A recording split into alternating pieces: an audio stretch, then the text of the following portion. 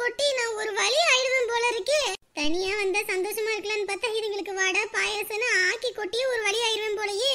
போதாத வரைக்கும் இந்த அப்பா வேற நீயே செய்ய நீ தானே தனி வீட்டுக்கு போகணும்னு ஆடுனேன்னு சும்மா சும்மா குத்தி காட்டிக்கிட்டு இருக்காரு. இதெல்லாம் முடிச்சு எடுத்து வைக்கிறதுக்குள்ள போதும் ஆயிடும். என் பெண்டு நிமிர போகுது. ஊருக்குள்ளலாம் அன்னைக்கு என்ன சொல்றாங்க, அவசரப்பட்டு கல்யாணம் பண்ணாங்க, அதான் இந்த லட்சணம் அப்படின்லாம் போக விட்டு பின்னாடி பேசுனாங்க. இப்ப அவங்க மூஞ்சில எல்லாம் எங்கிட்டு கொண்டு போய் வச்சுக்குவாங்களாமா? ஆமா மச்சான், புள்ளைய பத்த நமக்கு தானே தெரியும் எம்பிட்டு வருத்தம் வேதனை என்னன்னு. ஆனா அது என்ன பக்கத்துல உள்ளவங்களுக்கு அக்கம் பக்கத்துல உள்ளவங்களுக்கு புரியுதா? நமக்கு ஆறுதல் சொல்றேன்னு நம்மள வேணும்னு வேதனைப்படுத்துறதே அவங்க தான். இப்பெல்லாம் நமக்கு நல்லது சொல்றாங்களோ இல்லையோ, நம்மள கெட்டு போயிட்டோன்ற நேரத்துலதான் நம்மள வேணும்னு சிரிக்க அடிக்கணும்னு நினைக்கிறாங்க. சரி, நான் வீட்டுக்கு போயிட்டு வரவா? இருமா, சாப்பாடுலாம் ஆயிட்டு இருக்கு, சாப்பிட்டுட்டு போலாம். இல்ல அது இரு போலாம், என்ன அவசரம்? சரிங்க. இந்த சந்தியா, என்ன இப்படி கால் நீட்டி படுத்துக்கிட்டு இருக்கிற? எந்திரி. அப்பாவும் மாமாவும் நின்னுகிட்டு இருக்காங்க, நீ இப்படி உக்காந்துகிட்டு இருக்கீங்க. எந்திரி. சரிம்மா, அப்ப வீட்டுக்கு போலாமா? வீட்டுக்கு போறியா? உத வாங்குவ. சாப்பாடுலாம் ஆயிட்டு இருக்கு, சாப்பிடணும். கம்முன்னு இருங்க. வீட்டுல போய் அம்மனி என்ன வேலையை வெட்டி முறிக்க போறீங்க? இல்ல, நான் நோட்ஸ் எல்லாம் இருக்கு, எல்லாம் போய் எழுதணும், எடுக்கணும்.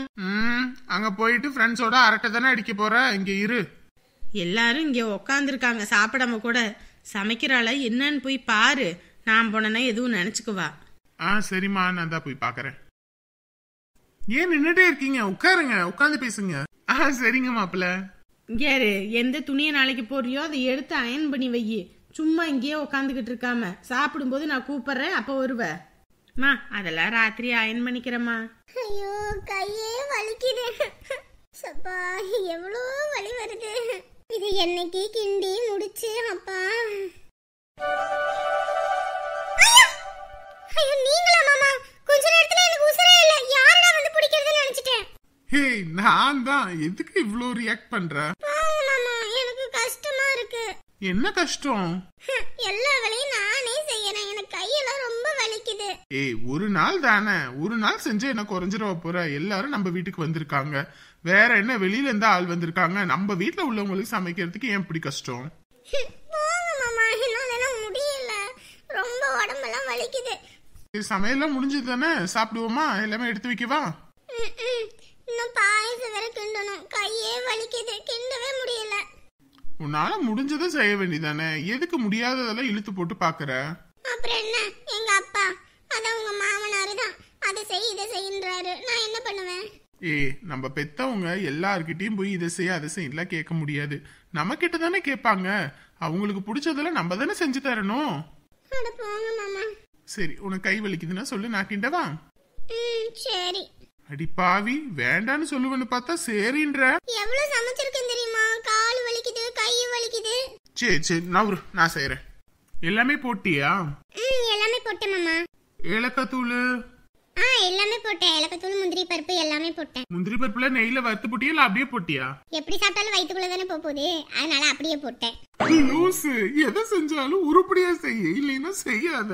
போங்க மாமா. ஏய், மண்டையில உனக்கு ஏதாவது இருக்குதா இல்லையா? என்னப்பா, என்ன ஆச்சு? இன்னும் என்ன ஆகணும்? நீ வேலை செய்யறத விட்டுவிட்டு மாப்பிள்ளைய வேலை வாங்கிட்டு இருக்கியா? அரஞ்சனா அப்படியே. அப்பா, நான் இல்ல, அவர்தான் சிரிக்கின்றாரு. நீ எல்லாம் புள்ளையா? மாப்பிள்ளைய வேலை வாங்கிட்டு இருக்க, எல்லாரும் என்ன நினைப்பாங்க? ஐயோ மாமா, அவள் கை வலிக்குதுன்னா அதான் நான் செய்வோம்னு செஞ்சேன். நீங்க திட்டாதீங்க, விடுங்க. நீங்க கம்மனு இருங்க மாப்பிள்ள. தனியா வரேன்னு ஆடிக்கிட்டு வந்தால எல்லா வேலையும் இவ தானே பாக்கணும். நம்ம என்ன இவளுக்கு வேலை செஞ்சு கொடுத்துட்டு இருக்கணுமா? இங்க பாருங்க மாப்பிள்ள, இவளுக்கு நீங்களா புழுக்க வேலையெல்லாம் பாத்துக்கிட்டு இருக்காதீங்க. அப்புறம் எல்லா வேலையும் உங்க தலையில கட்டிட்டு இவ பாட்டுக்கு சொகுசா ஒய்யாரம் ஆயிக்குவா. நீங்க பாட்டுக்கு கம்முனு போய் ராசா கணக்கா இருங்க. எல்லா வேலையும் அவளே செய்யட்டும், நீங்க போங்க. யாரு மாப்பிள்ளை வேலை வாங்கணும்னு எனக்கு தெரிஞ்சது, அப்புறம் என்ன பண்ணுவேன்னு தெரியாது. ஒழுங்கா வேலையை பாரு. எங்கப்பா இருந்த என்ன வரைக்கும் எப்படி பச்சரியா அவர் கிண்ட நேரமா பார்த்து வந்து. ஐயோ, எனக்கு எதிரி வேற எங்கே இல்ல, வீட்லயே இருக்குது. என்னக்கா உள்ள உட்காராம இங்க நின்னுகிட்டு இருக்கீங்க? அது ஒண்ணும் இல்ல, வீடு ஒண்ணு அம்புட்டு பெருசா இருக்க மாதிரி எல்லாம் தெரியல. எப்படி இப்படியாப்பட்ட வீட்டுக்கு பிள்ளைய கட்டி கொடுத்தீங்க, அதான் யோசிச்சுக்கிட்டு இருக்கேன். என்னக்கா பண்றது, அவசரப்பட்டு பாலங்கிணத்துல புள்ளைய தள்ளி விட்டுட்டோம். இப்ப என்ன பண்றது? ஒன்னும் பண்ண முடியல. தத்தளிச்சுக்கிட்டு இருக்கிறா. அதை பார்க்க நமக்கு தான் ரத்த கண்ணீரா கிடக்குது.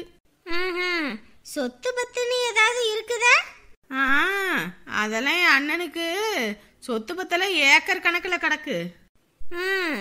சொத்துல உங்களுக்கு எல்லாம் பங்கு கொடுத்துட்டாங்களா இல்லையா?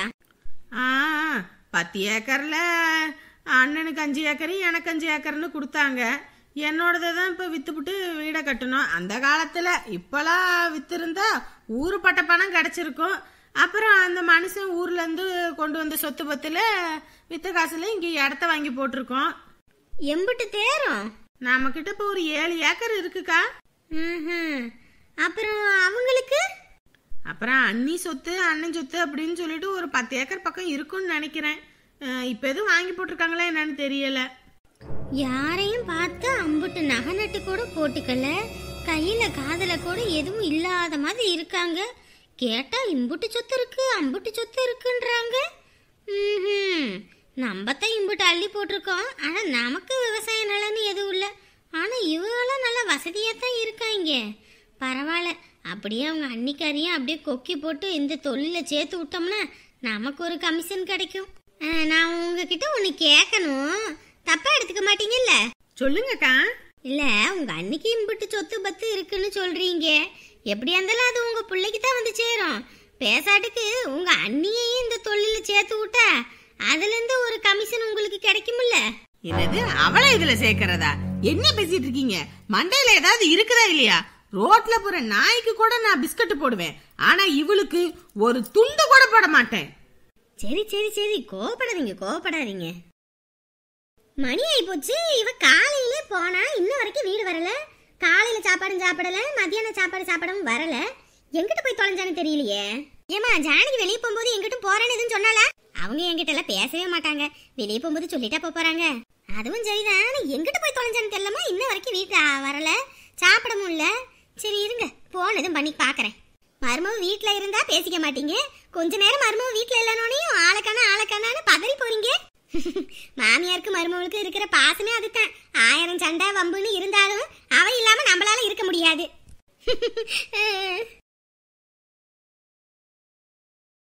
ஒரு நிமிஷம், என் மாமியார் கிளம்பி போன் பண்ணுது, கேட்டுக்கிறேன். மாமியார் கிளவி. சொல்லுங்க, என்ன விஷயம்? எங்கடி போன? ஆளையே காணோம். சாப்பிடவும் வரல, காலையிலும் சாப்பிடல. எங்க போய் சுத்திக்கிட்டு கிடக்குற? ஆளு வீட்டுல இருந்தா கரிச்சு கொட்டுவீங்க, கொஞ்சம் தூரமா வந்தாதான் பாசமா இருக்கிற மாதிரி போன் போடுவீங்க. நான் இங்க பாயச வடையோட சாப்பாடு ரெடி ஆகிக்கிட்டு இருக்கு, நான் இங்க சாப்பிட்டுக்கிறேன். நீங்க அங்க ஆக்கி வச்சிருந்த புளியோதரையே கொட்டிக்கங்க.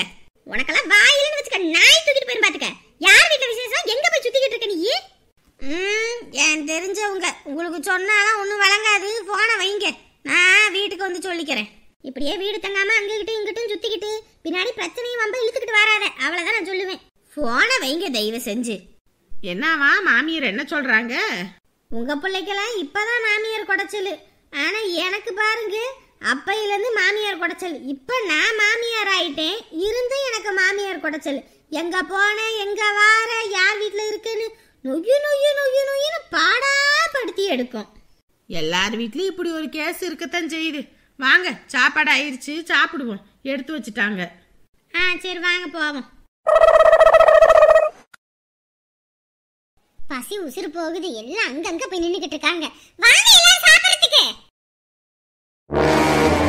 ஏறு, உன் மண்டையில ஏதாவது இருக்குதா இல்லையா? என்னப்பா எல்லாத்துக்கும் சாப்பாடு ஆக்கி போட்டு நீ பாட்டுக்கு உட்காந்து சாப்பிட்டுக்கிட்டு இருக்க? ஷோ கடவுளே, இதுகிட்ட எல்லாம் என்னத்த சொல்றது? என்னப்பா வந்தவங்கள சாப்பிட சொல்லி அவங்களுக்கு பரிமாறி அவங்க சாப்பிட்டதுக்கு அப்புறம் எச்சு தட்டெல்லாம் எடுத்து வெளியே போட்டுவிட்டு அதுக்கப்புறம் நீ சாப்பிடணும். எல்லாத்துக்கும் முன்னாடி நீ கொட்டிக்கிட்டு மிச்ச மீதியை தான் நாங்க சாப்பிடுறதா? ஏதாவது உன் மண்டையில இருக்குதா? இதுதான் உங்க ஆத்தா உனக்கு சொல்லி கொடுத்தாளா? என்னைய நோண்டலன்னா உங்களுக்கு தூக்கம் வராதே. புள்ளைய நான் மட்டுமா வளர்த்தேன்? நீங்களும் தானே வளர்த்தீங்க. ஏதாவது புள்ள தப்பு பண்ணுன்னா பெத்த தாய் மேல குத்தம் சொல்றது, பிள்ளைங்க நல்லா புகழ்ற மாதிரி பண்ணிட்டாங்கன்னா ஏன் புள்ளன்னு சொல்லி பெருமை பீத்திக்கிறது. இதுதான் இந்த அப்பாக்களோட இதே. ஆரம்பிச்சிட்டாங்கல்ல, இனி இது சண்டையில தான் போய் முடியும். வாய மூடுங்க கம்முன்னு. எல்லாத்துக்கும் சாப்பாடு பரிமாறிட்டு அப்புறமேட்டுக்கு நீ உட்காந்து சாப்பிடு. அப்ப நீ இன்னொருத்தவங்க வீட்டுல இருந்த, இப்ப இது உன் வீடு. இங்க வந்த விருந்தாளியை முதல்ல கவனிச்சு போட்டு அதுக்கப்புறம் தான் நீ கொட்டிக்கணும். அத முதல்ல ஞாபகம் வச்சுக்க. விடுங்க மாமா, சாப்பிட்டா எதுக்கு எழுப்புறீங்க? விடுங்க, சாப்பிடட்டும். இல்ல மாப்பிள்ள, ஒவ்வொரு விஷயம் தெரியலன்னா சொல்லி கொடுக்கலாம். இப்படி தெரிஞ்சுக்கிட்டு வேணும்னு பண்றவங்களை எல்லாம் இப்படிதான் சபையில வச்சுதான் நல்ல செருப்ப சாணியில முக்கி சும்மா நச்சு நச்சு நச்சு நச்சுன்னு வச்சு வெளுக்கிற மாதிரி சொல்லணும். முதல்ல எல்லாத்துக்கும் பரிமாறு, அதுக்கப்புறம் நீ கொட்டிக்குவ. உட்காருங்க, சாப்பாடு போடுறேன். உட்காருங்க மச்சான், எல்லாம் உட்காருங்க. இல்ல இல்ல, நீங்க எல்லாம் சாப்பிடுங்க, நான் எல்லாத்துக்கும் பரிமாறிட்டு அதுக்கப்புறம் சாப்பிட்றேன். ஏமா, எப்பயும் நீ அங்க இருக்கும்போது சரி, யார் வீட்டுக்கு போனாலும் எல்லாத்துக்கும் பரிமாறிட்டு கடைசியில தான் நீ சாப்பிடுற. இன்னைக்கு ஒரு நாள் நீ உக்காந்து சாப்பிடு. உட்காரு. பாரு, என் வீட்டுல இருக்க தண்ட சோறுல முன்னாடி மொத பந்திக்கு உக்காந்துருச்சு. நீ எதுக்கு நிக்கிற? உக்காரு. இல்ல, அவளுக்கு அந்த அளவுக்கு விவரம் பத்தாது, நம்ம கூட இருந்து சொல்லி கொடுக்கணும்.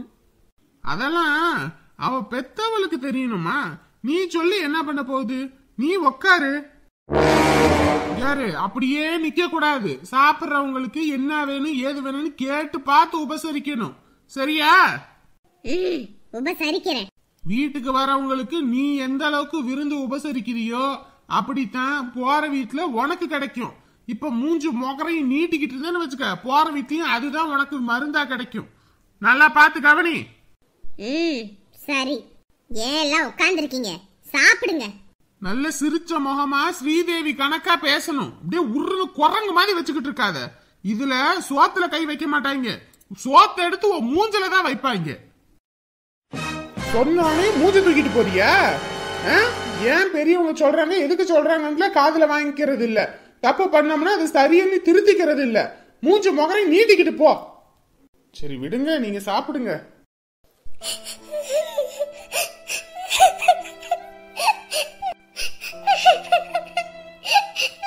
ஏய் சீதா, என்ன ஆச்சு? சீதா, என்ன ஆச்சு? ஏன் அழுதுட்டு இருக்க?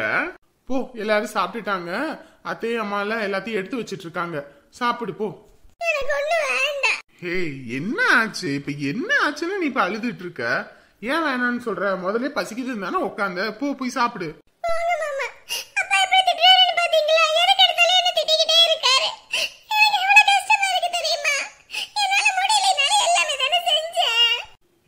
அல்லாத பெரியவங்க நம்ம நல்லதுக்காக தானே சொல்லுவாங்க.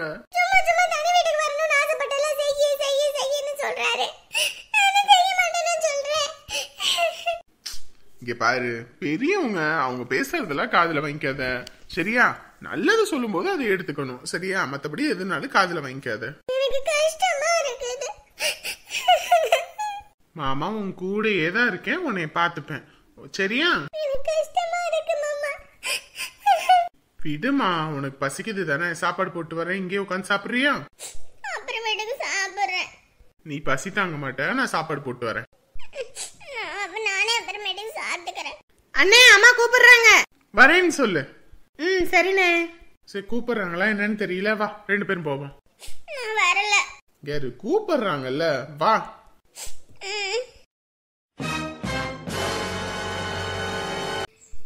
ஹலோ ஃப்ரெண்ட்ஸ் அண்ட் ஃபேமிலி, எல்லாரும் எப்படி இருக்கீங்க? நிச்சயம் எல்லாரும் நலமா இருப்பீங்க நம்புறோம். நம்மளோட வீடியோ உங்களுக்கு பிடிச்சிருந்துச்சுன்னா மறக்காம லைக் பட்டனை தட்டி விடுங்க. ஏன்னா நீங்க கொடுக்குற ஒவ்வொரு லைக்ஸ் தான் மேற்கொண்டு நிறைய வீடியோஸ் அப்லோட் பண்றதுக்கு நமக்கு ஒரு மோட்டிவா இருக்கும். நம்மளோட வீடியோ உங்க ஃப்ரெண்ட்ஸ் அண்ட் ஃபேமிலியும் பார்க்கணும்னா மறக்காம ஷேர் பண்ணிடுங்க. சொந்தம் தொடர சப்ஸ்கிரைப் பண்ணிடுங்க. ஹாய் கல்யாணி, நீங்க நீரோடி வாழணும் நான் கடவுள்கிட்ட பிரார்த்தனை பண்ணிக்கிறேன்.